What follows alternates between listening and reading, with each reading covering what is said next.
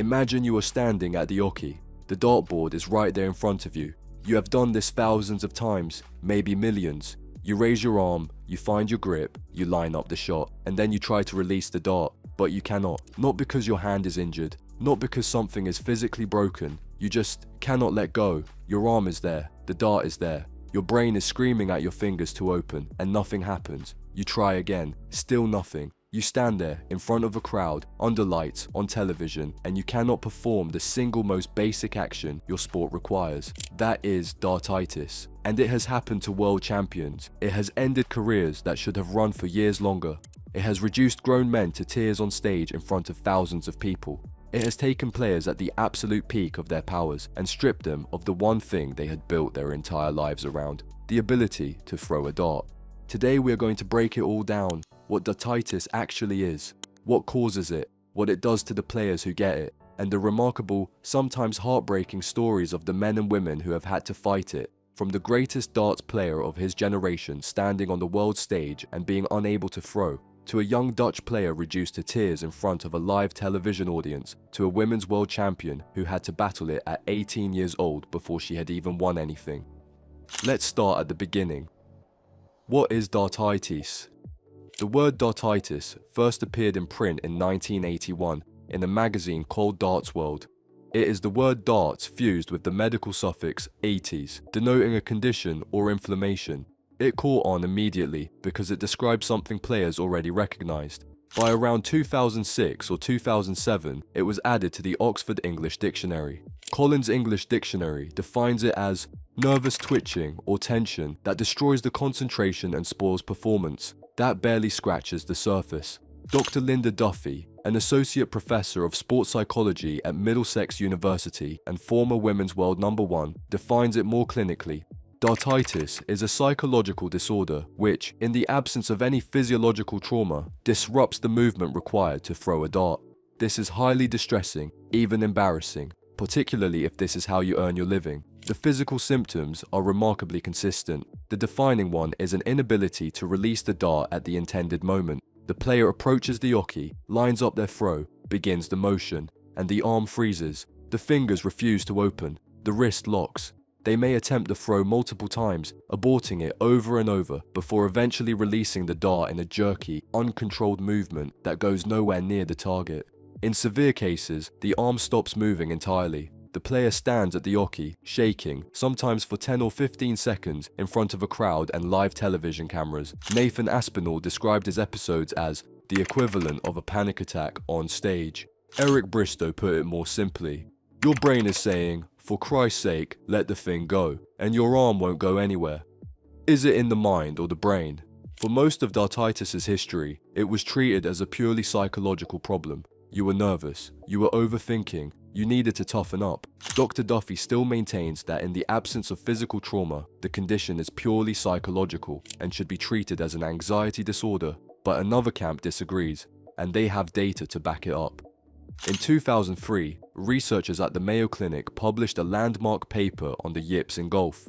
Essentially, the same condition applied to the putting stroke. They proposed that the yips exists on a continuum. At one end is a neurological disorder called focal dystonia. At the other end is performance anxiety or choking. Some athletes sit at the neurological end, some at the psychological. Many sit somewhere in between. Focal dystonia is a movement disorder caused by problems in the brain's basal ganglia, structures that regulate and automate movement. When they malfunction, they fail to properly silence opposing muscles when contracting a target muscle. The result is involuntary co-contraction, muscles fighting each other. A separate Mayo Clinic study found electromyographic evidence of exactly this co-contraction in 50% of yips-affected golfers. None of the unaffected golfers showed it. As recently as March 2026, Dutch neurologist Eric van Wensum, conducting doctoral research on sports-related task-specific dystonias and working directly with dartitis-affected players, stated, "It's a neurological problem in which the psyche does play a role, but it is not a psychological disorder." He confirmed dystonia in the right hand of Dutch player Jules van Dongen through clinical examination. We will come back to that story shortly. The current best understanding is that dartitis most likely exists on a continuum, with some cases primarily neurological, some primarily psychological, and many involving elements of both. Professional darts has not caught up with this understanding. For most of the sport's history, the default response has been psychological, and for players whose condition has a neurological basis, that has meant years of ineffective treatment. Why does it happen? Nathan Aspinall described the psychological mechanism precisely. It's basically the fear of missing. There's somewhere deep in the back of your head saying, you're going to miss this, so you stop. But there is something deeper going on. Darts, at the highest level, is an automated skill. A professional player has thrown the same motion hundreds of thousands of times. It has become what psychologists call a procedural memory, stored not in the conscious thinking parts of the brain, but in the automatic systems. You do not think about how to throw a dart any more than you think about how to walk. The trouble begins when the conscious mind starts interfering with that automated system. Under pressure, the brain begins monitoring the throw. It pays conscious attention to something it normally does without thinking. The moment that happens, the automated system breaks down. Psychologists call this reinvestment, the withdrawal of trust in automatic processes. Once it starts, it creates a feedback loop. The player misses, anxiety increases, conscious monitoring intensifies, the action deteriorates further. From the neurological side, intense repetitive practice at elite level can, in susceptible individuals, alter the neural pathways involved in the throwing motion. The basal ganglia lose their ability to coordinate the action. Research consistently finds that Yips-affected athletes have significantly more years of experience than non-affected ones. It is, in part, a condition caused by mastery. Other identified risk factors include older age, high-frequency competitive play, anxiety-prone personality, and a possible genetic component. Bo Greaves reported that her father and brother also dealt with the condition. Onset can be gradual or sudden. The one consistent factor, it almost always manifests under competitive pressure. Players can often throw perfectly well in practice. The condition emerges specifically in performance. Eric Bristow, the original story. Eric Bristow was born in Hackney, East London in April 1957. By his late 20s, he had become the dominant force in world darts. 5 BDO World Championship titles, 1980, 1981, 1984, 1985, 1986. 5 World Masters titles, 4 WDF World Cup singles titles, ranked world number 1 for most of the period between 1980 and 1987. Known as the Crafty Cockney, he received an MBE in 1989. Then, in November 1986 at the Swedish Open, something changed. Through 1987, it became severe. He wrote in his 2008 autobiography, "My game simply fell apart. I couldn't release the dart, and when I did, it was going all over the place. It got to the point where I honestly believed my career was over. Dartitis had wiped me out mentally. The timing was especially cruel." Bristow had spent years mentoring a young player from Stoke-on-Trent, reportedly lending him around £10,000 to buy equipment and travel to tournaments. That player was Phil Taylor. In 1990, at the BDO World Championship final, Taylor played Bristow, his mentor, the man who had believed in him, and whitewashed him 6-1. Bristow, struggling with Dartitis, could not defend himself. His own protege had ended his dominance. The story has an almost Shakespearean quality. The king fell not by a rival, but by a condition he could not see or fight, handing his crown to the prince he had raised himself. Bristow never won another world championship. His recovery was partial. He worked obsessively, reverted to his pre-1983 throwing style, changed his diet, and stabilized the condition. He never returned to his pre-Dartitis level, but continued competing until around 2000. Eric Bristow died on the 5th of April 2018, aged 60, after suffering a heart attack at a Premier League darts event in Liverpool. What his story also did, unfortunately, was set a template, because Bristow was publicly dismissive of mental weakness in others. His persona, tough, uncompromising, sent a message. You dealt with Dartitis privately. You did not ask for help. That attitude lingered in professional darts for a long time. Richie Burnett and the Room.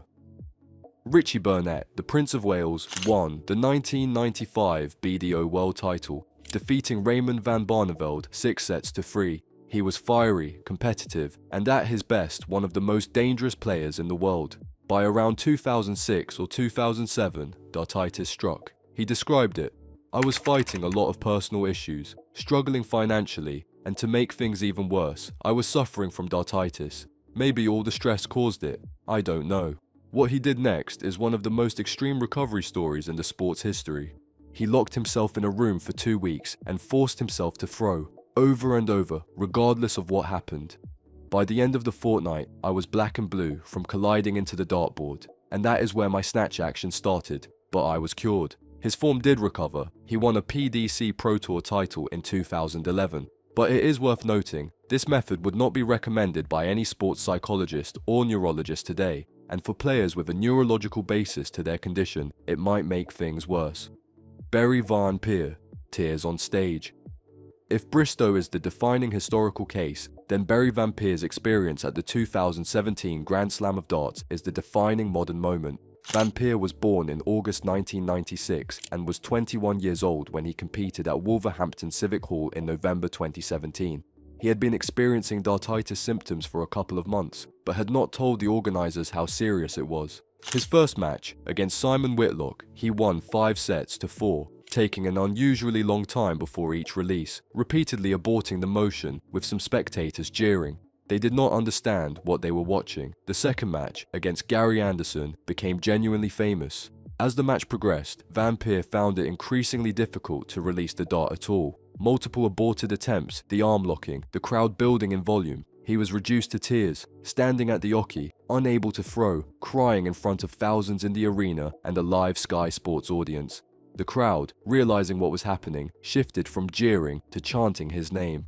Gary Anderson, a 2-time world champion, showed extraordinary sportsmanship throughout. When Van Peer landed a treble, Anderson said great darts. He encouraged his opponent to keep going.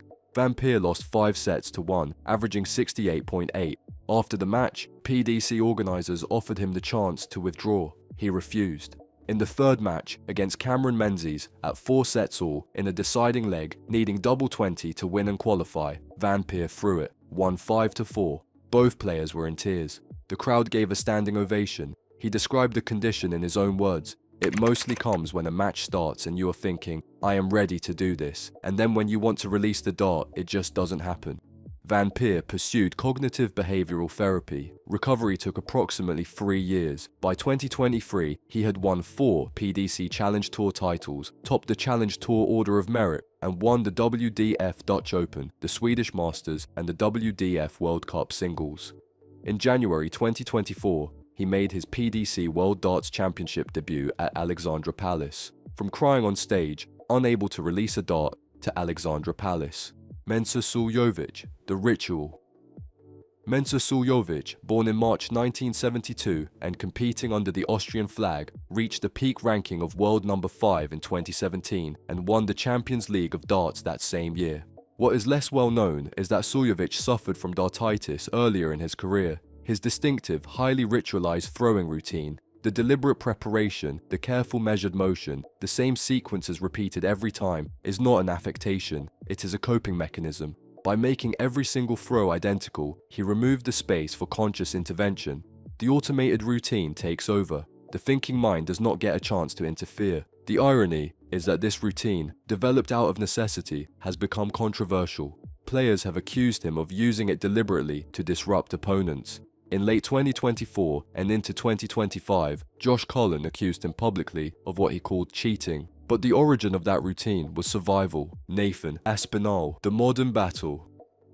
Nathan Aspinall, born in July 1991 in Stockport, won the 2019 UK Open and the 2023 World Match Play. On night 11 of the 2023 PDC Premier League, during a match against Peter Wright, Dartitis arrived out of nowhere. He described it in Sky Sports' documentary Game of Throws, which premiered in November 2024. All of a sudden, out of nowhere, I couldn't throw my effing dart. It ended up getting worse and worse and worse to the point where I was in tears.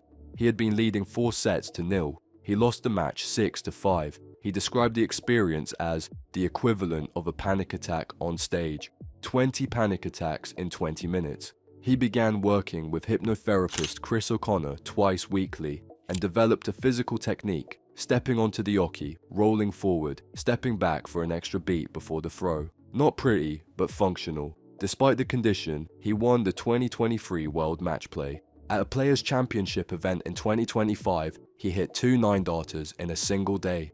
By February 2025, he stated, "In my own head, it's gone.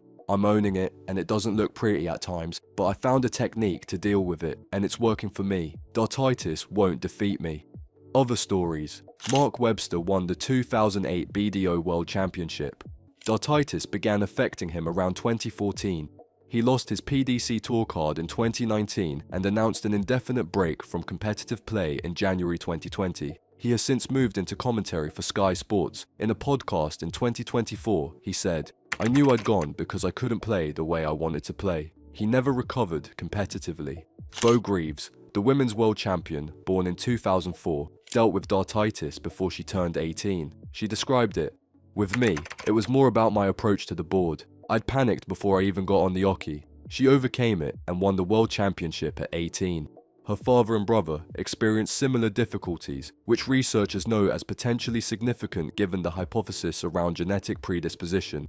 Jan van Veen nearly quit professional darts in 2022 due to Dartitis on the PDC Challenge Tour. He did not quit. His subsequent career has been extraordinary, winning the PDC World Youth Championship in both 2024 and 2025, winning the 2025 European Championship, and reaching world number 3. From nearly quitting to one of the best players in the world in 3 years. Jules van Dongen's case is perhaps the most instructive of all. After regaining his PDC Tour card in 2024, he developed severe Dartitis. He tried everything: psychologist, physiotherapist, hand specialist, nerve tests, acupuncture, hypnotherapy, MRI, nothing worked.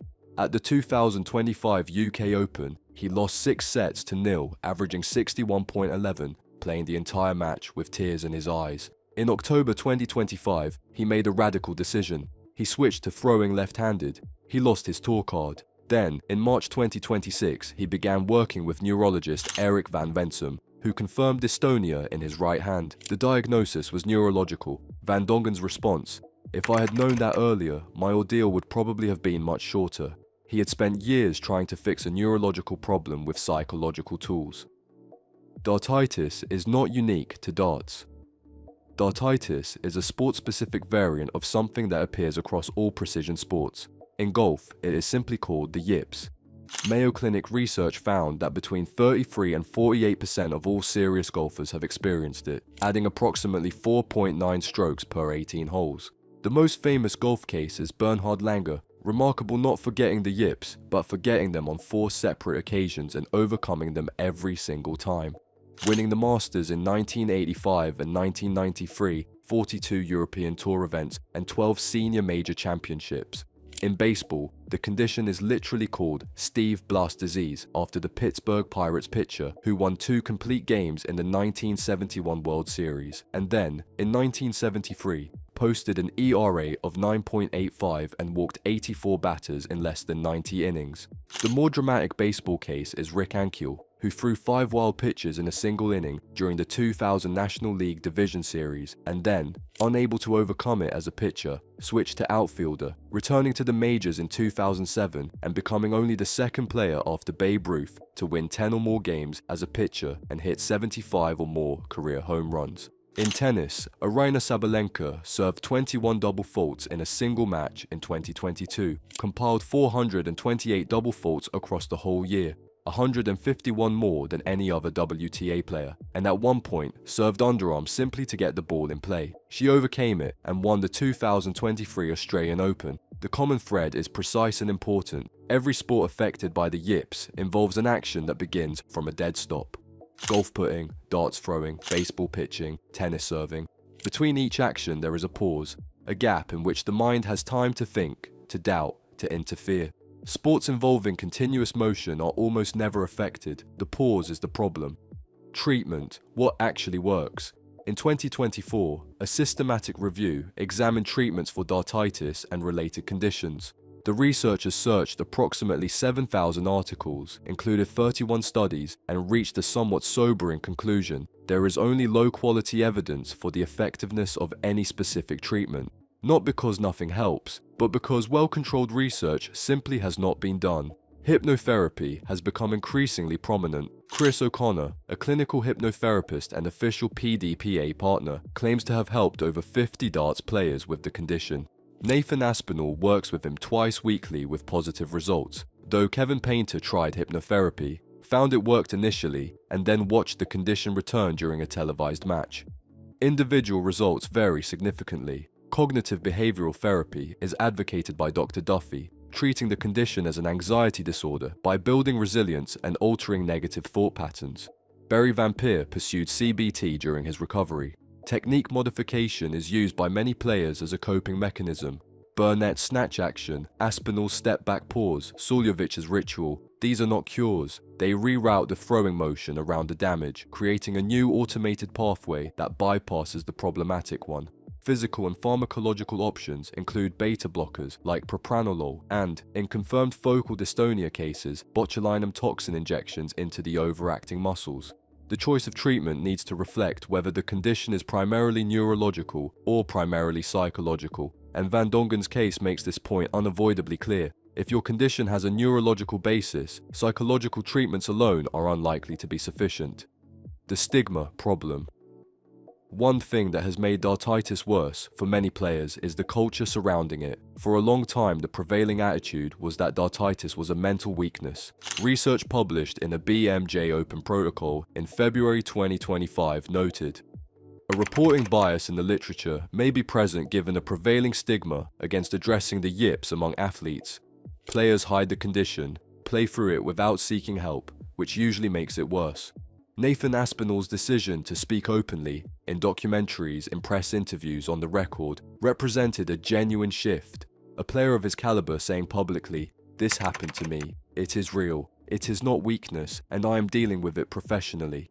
The more players talk about it, the less stigma surrounds it, and the more likely it is that players who develop it early will seek help before the condition becomes as severe and entrenched as it was for Mark Webster, who never recovered, or Jules Van Dongen, who spent years trying the wrong treatment entirely. Dartitis has been called many things: a psychological disorder, a neurological condition, stage fright, mental weakness. None of these descriptions fully captures what it is, because what it is varies from player to player, depending on where on that continuum, from pure psychology to pure neurology, their particular case falls. What every case has in common, it takes an action a player has performed hundreds of thousands of times, as natural and automatic as breathing, and makes it impossible. Not difficult, impossible. Eric Bristow, arguably the greatest darts player of his era, could not release his dart.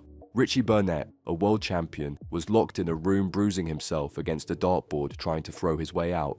Barry Van Peer, 21 years old, stood on a stage in Wolverhampton crying while a crowd that had been jeering him began chanting his name. Nathan Aspinall experienced 20 panic attacks in 20 minutes trying to compete in the sport that was his livelihood. And yet, Burnett won a Pro Tour title after Dartitis. Van Peer won the WDF World Cup singles and reached Alexandra Palace. Aspinall won the World Match Play and hit 2 9-darters in one day. Jan van Veen went from nearly quitting in 2022 to world number 3 by 2025. Bo Greaves overcame it at 17 and became women's world champion at 18. Recovery is possible. It is not guaranteed and it is not easy, and for some players it never comes. But it is possible. The science is advancing, the stigma is reducing, slowly. Neurologists are beginning to work alongside the sports psychologists who have dominated the conversation. A systematic review has formally documented the gap in treatment evidence and called for proper research. Dartitis has been part of professional darts since at least 1981. It will continue to strike players without warning at the moments that matter most. The question now is not whether we can prevent it. We do not yet know how. The question is whether the sport will face it honestly, treat it seriously, and give the players who suffer from it the right kind of help. Some will recover, some will not. But the ones who have come back, who have stood at the oki shaking, unable to throw, and found a way through, have produced some of the most human moments in the sport's history. That is Dartitis, and it is not going away anytime soon.